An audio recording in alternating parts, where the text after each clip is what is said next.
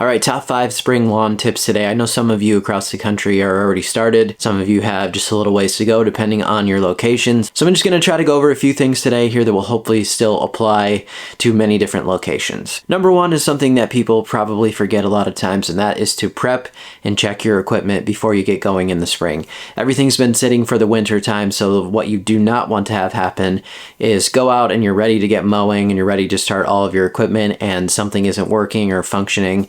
And then depending on where you need to take it, if it needs to be fixed, sometimes in the spring, it takes a while to get things fixed. It might be weeks, and then you're sitting there not able to mow and not able to do those things. So go check your equipment. If you haven't done any of your oil changes, then that would be a good time to make sure everything's fresh for the season too. And if you have some battery powered equipment, make sure your batteries are functioning and are charged up and ready to go. Next thing is cleanup and assessment. So it might seem very, very obvious, but going out and just assessing what's going on in the lawn right away in the spring is always a good idea. Sometimes a bird's eye view of things just doesn't show you little damage spots, or it doesn't show you the whole picture of what's going on. So a quick walk around can really help to figure out your plan for the spring. So then as far as cleanup goes, I just completed this the other day on my front yard, but I had a lot of mulch that had just blown around during the winter time. That ended up out on the lawn. I don't want to go through and mow all of that, so I had to clean that up. A light raking on everything if you happen to have some snow mold damage or some matting of the grass. Just a really light raking once everything is dried out enough to not be mushy is also a great idea to go out and get some of this done. Get things fluffed up a bit and ready for that first mow. Next one would be if you do happen to want to do some soil testing, now would be a good time to do this before you apply any of your fertilizer for the season. Last year my front lawn was brand new, so I did a soil test to see where things were at. I want to make sure I know what my pH is. I want to make sure I know what nutrients that I'm going to need just as a roadmap for the future.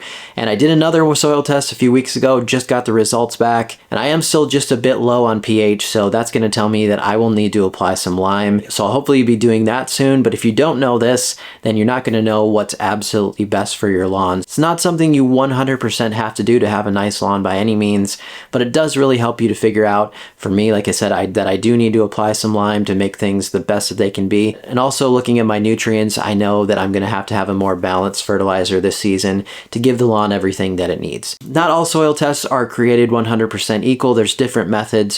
So check out my videos on that, and I will link down in the description to the test kit that I prefer. It's sent to Waypoint Labs. I know what kind of test is going to be done and what to expect from the results there. So just remember that as well. Check out that kit if you'd like to get going this spring. Next thing will be to apply a pre-emergent if you want to prevent crabgrass and other annual weeds this season. Caveat here right away is if you happen to need to do any seeding, which we'll talk about here in a second, then you do not want to apply pre-emergent, because when you put your seed down, that's going to prevent that from germinating. So this is only for those people who are not doing any renovations or anything like that in the spring with seeding. But if you aren't doing that, good idea is when the soil temperatures hit about 50 degrees and you're noticing a warming trend in your temperatures where you feel like the soil temps are going to start to rise from there, that's a good time to get that down. Remember too that it needs to be watered in to be activated, so just setting it out on the ground and then not having any rain or any irrigation on it for weeks and weeks isn't going to get it started. Make sure to think about those things. It comes in different forms. For more information on that, I will also link a video in the description. I've done a lot of content on pre-emergence and things over the seasons. Go check those out for a more in-depth look at that. Last thing is if you did happen to have some damage, or you're in a situation right now where maybe like last spring I had a bare ground front yard, you're kind of in a position there where you may have to do some spring seeding. So if you're going to be doing that, you need to be thinking about a couple things. One, make sure that you're choosing a very high quality grass seed. You don't want to be going out and putting out junk onto your yard that's just going to end up with more problems. Check out the grass seeds that I have. I've done all the sourcing for high-end grass seed for you. Next thing, if you're doing a full lawn renovation, I have many videos on that too, so you can learn all of the process of that. It's kind of in-depth to explain here. But if you happen to be doing some overseeding, I'm going to be overseeding a couple different sections coming up very soon in some videos that were damaged last season, and I don't want them sitting in the condition that they are until this fall.